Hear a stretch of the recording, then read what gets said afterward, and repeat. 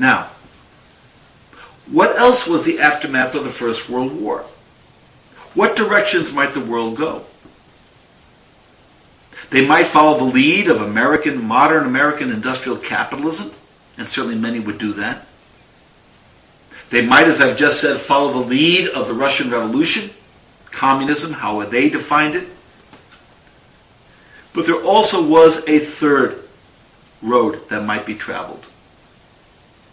And that third road was fascism. Fascism. It's not easy to give a simple dictionary definition of fascism.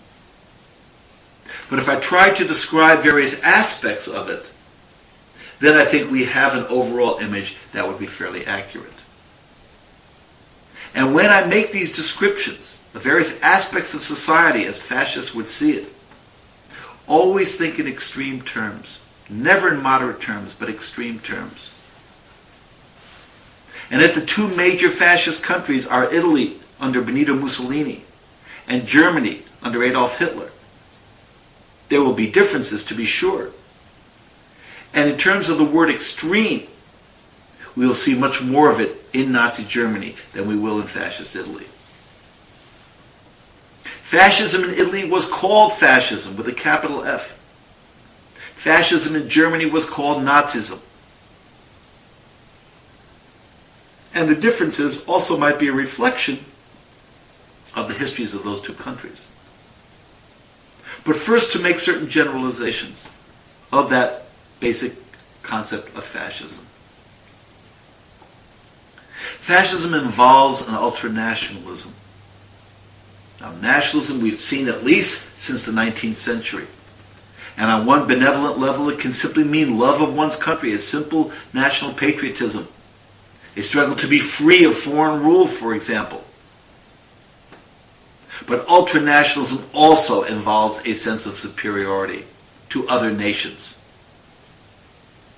And this ultra-nationalism would have a great effect in countries like Germany and Italy after the First World War. One of the major supporters of fascism in both of those countries would be elements that we might call, in general terms, the lower middle class. And here you have a strong psychological proponent here at work. Lower middle class.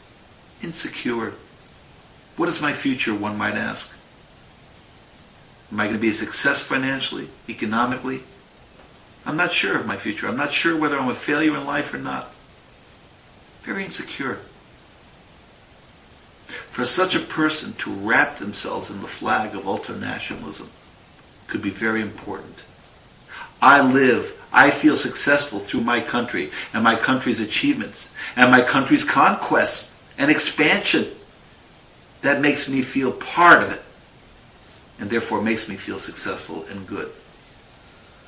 Some of Hitler and Mussolini's greatest supporters would be of this lower middle class element. You have this ultranationalism. And along with that, you have a powerful racism. Powerful racism. Racial superiority. And with that, particularly in Germany, you have pseudo-science. The concept of the Aryan race.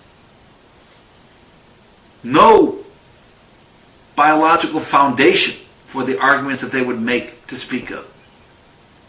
But an image. Aryan. Blonde-haired, blue-eyed, 6 foot tall. That Nordic, Northern European image. The fact that Hitler, Austrian, did not fit this image at all, well, let's not get facts in the way of a pseudo-science. And who would be excluded from this Aryan race, the superior race? People of color throughout the world. Slavic people, however fair they might look. People of Southern Europe, of the Romance languages, excluded.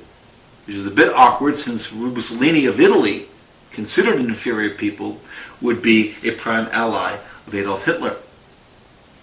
So who would fit into that Aryan type? Well, Germans, Scandinavians, English, Americans of English origin, they would fit. The rest of the world, racially inferior. And this would be put to a profound test, as we shall see. Sample complete. Ready to continue?